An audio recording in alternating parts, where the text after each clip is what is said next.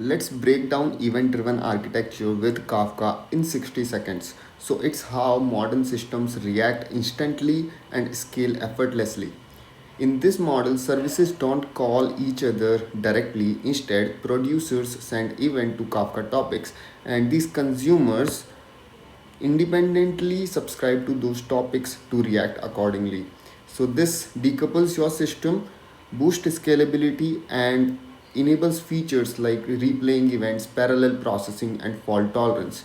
So what about a real world example? So for example, let's say you place an order to an e-commerce website, right? You are a user and you are placing an order, right?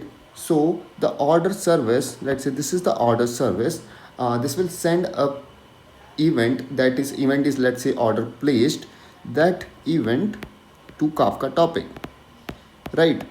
So what is this service right now? It is a producer, right? And it is sending this event to the topic.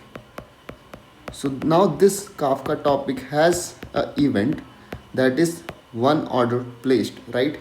But now for this order service, not only one service is calling this, right? So there are many services there, right? So we can have many consumers here for this topic. Let's say this is one inventory consumer, right? So it is basically updating some inventory on this event, and there is some email notification service, right, which is sending a confirmation email to the user. And let's say we have some logging service which is sending this logs to the analytics services or something, right? So all these services will work asynchronously and all in real time. So that's Kafka. It's powering apps like Netflix, Uber, and Amazon.